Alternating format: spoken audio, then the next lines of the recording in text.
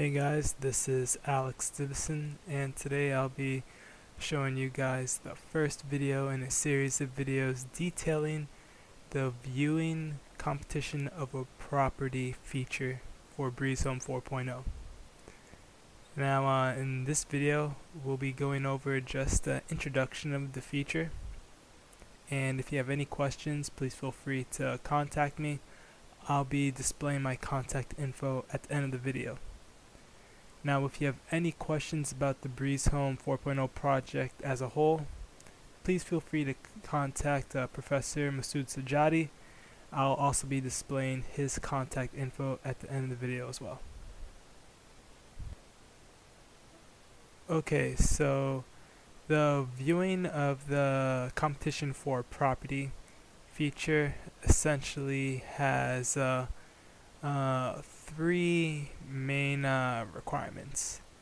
We need to be able to view the weekly property view count. So we need to be able to see how many times a property web page has been viewed in a week. We need to be able to see the total amount of views a property has received in its lifetime. And we also need to see how many times a property has been favorited by other users. And all these requirements can be seen in the use case diagram right here. Okay, so this class diagram essentially shows how we're going to be implementing this feature. Now if you look at the class diagram, you can see that the details page is going to be holding all the data and displaying the data we want to show to the user, the favorite count, the weekly views, and the total views. And furthermore, you can see it's being controlled by this details controller, and the details controller is getting data that relates to this view, the view counts from this property viewing data, and you can see that everything's being called through the property service and also the BreazeHome API. So this class diagram basically shows how we're going to be connecting everything for this feature and how it is connected.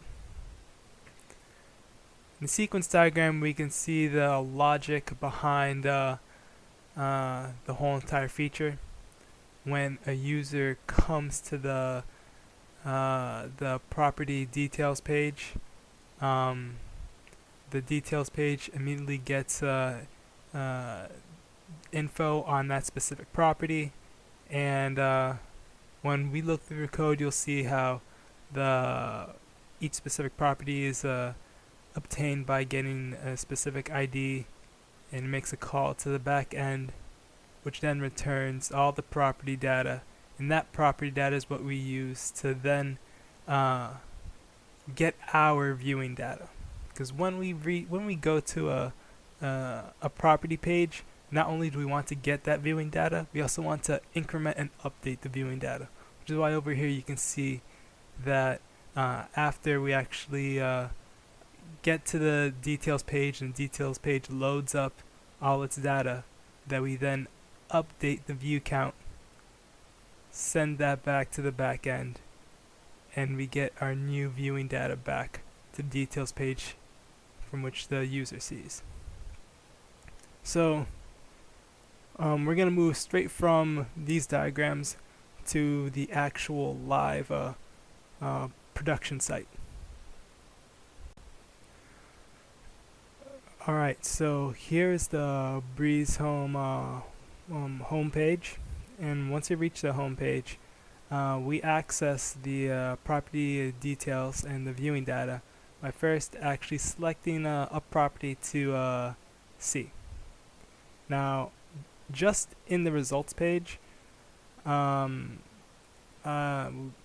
been implemented to actually show the total views for each property. So before we even click on a property and view its actual details, you can already see the total views the property has had, just so you get a general gist of how many times some people have been visiting this property. So right now you can see the total views is one view. When I click on this property, the total views right over here should increment, and now I see 2 total views and 2 weekly views. because it's been viewed twice this week. If I refresh this page, these views should also increment as well. Let's see if they do. And as we wait for it to load, and there we go. They've been incremented just as we expect them to. Now, I'm going to be showing how the code is actually put together for this to all work. Okay, so right now I'm in the BreazeHome development virtual machine, and we're actually going to go to the BreazeHome API because a lot of the functionality behind the view counts and the weekly view counts is done in the back end. So all this is actually done in the real estate folder. In the real estate folder, there are three basic files we want to look at. First one of which is the models file, which actually contains the models that of the tables in our database. So in this file, we're going to go to the property view table.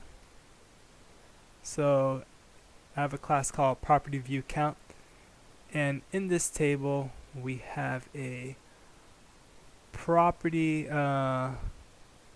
entry which is 1-to-1, so every property in our property table can only have one entry in the property view count. And if you keep on looking, you can see that there's an entry for the amount of times a property has been viewed on Monday, and then we also have the date for that specific Monday.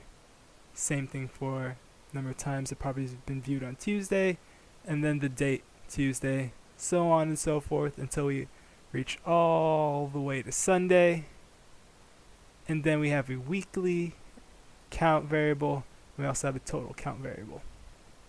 So all this is stored in the database, and each property has their own entry in this property view count table.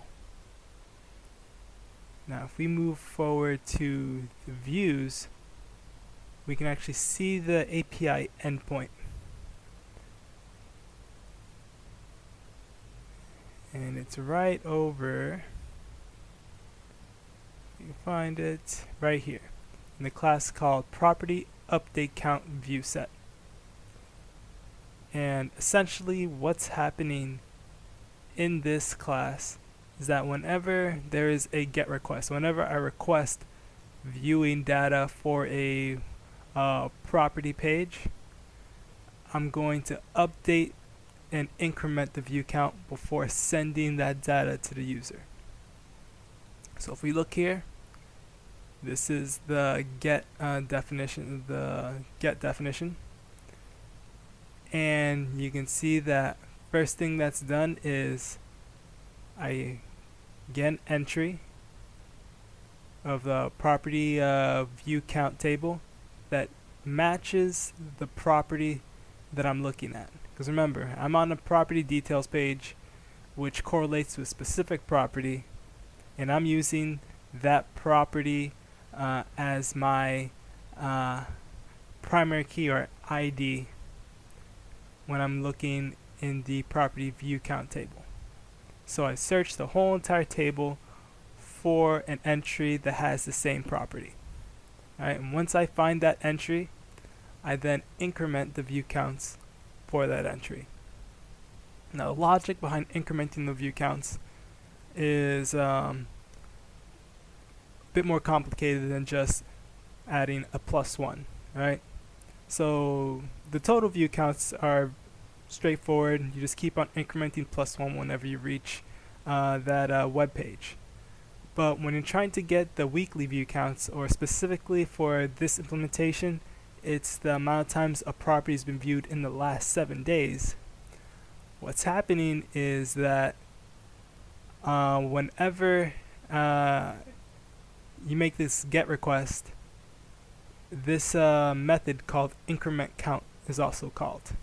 And what increment count does is it makes a DateTime object that correlates to the time and date that this GET request is made. So if I access the web page on Monday, the front end is going to make a call to the back end, and when it comes here to this API endpoint, this DateTime object is going to be for Monday of that specific date. So if it's a Monday correlates to 0, because the weekdays for DateTime objects are from 0 to 6. 0 being Monday, 6 being Sunday. Okay? So if it's a Monday, this weekday is going to equal 0, and this variable over here is going to actually contain the date and time of the current time zone of the user. Right here. So since we said it's a Monday, I'm going to enter this series of if-else statements, and I'm going to actually call a method called Monday down here, right? Because it's Monday, so that Monday correlates to 0. That means I'm going to call this method called Monday down here. And all the way down here, the only thing that Monday does is that it checks to see if the entry, that property view count entry that we extracted right in the beginning of this GET request, it checks to see if the date that we have stored in Monday is even there. Right? So if there's no entry for the date for Monday, then it's going to set that date to the current date. Alright? Now, if this isn't the case, and the date that it sees in a database matches the date that it currently is today, so if the date was, I don't know, April 15th, if the current date is April 15th, it goes to the database and sees that the date is also April 15th, then it'll increment that count for Monday. Now, if neither of these things are satisfied, meaning that it finds a date there that doesn't match the current date today, what it's going to do is it's going to set the count for Monday to 1, because it's a new Monday now, right? Because that might have been a Monday from a week ago or 2 weeks ago, so it doesn't care about that. It wants the amount of times the property's been viewed today. So it's going to set that count to 1, and it's going to change the date to the current date. And that's basically how the function for each of these days work. Alright? So once that's been called, the increment count definition's been called, the all this info is saved and put back into the database. And we also have another function being called weekly sum, which essentially just sums the counts of all the days that are within 7 days of the current date. And this is done essentially with this DateTime delta object here. You see I have an object called margin, and the margin that I want is 7 days. So I only want to look at dates that have occurred within 7 days of today. That's essentially what this object is saying. And what happens is the function cycles through each of the dates in the database and checks to see if the dates are within 7 days of the current date. If it is within 7 days, then it adds that view count to a running count that it has right over here. And once it's gone through every day of the week from Monday to Sunday that's in the database, it'll return the result, and that'll be the weekly count. I know it sounds complicated. Essentially, this is what's happening in the back end. Every time you make every time you actually access a property details page, this is what's happening. It's updating and checking to make sure that the weekly count is up to date. Now the front end is a lot simpler, because like I showed you right now in the demo, it's essentially just a pair of counts on the details page. So if we go to the views and go to the details page, and we go to count, and that's all it is. We access the scope, get the total view count, and also weekly count. Now these variables are stored in the scope via the controller over here. So in the details controller, right here, we go to the properties service and actually call this update property views method that exists in the property service. And this method essentially is what's calling the back end and getting all that info. Alright, so once we get all that info from the back end, it's stored in this scope view count variable. And once it's stored here, it's as simple as just accessing it here and it's shown on the page. And that's how the viewing competition for property feature generally is put together. Okay, so that was a introduction to the viewing competition for property feature for BreazeHome 4.0. Now, like I said in the beginning of the video, if you have any questions about this feature, please feel free to contact me. My email is right here, and you can also reach me through my LinkedIn account. I have various forms of contact information on there as well. Now, if you have any questions about the BreazeHome 4.0 project as a whole, please feel free to contact Professor Masood Sajadi. His email is listed right here.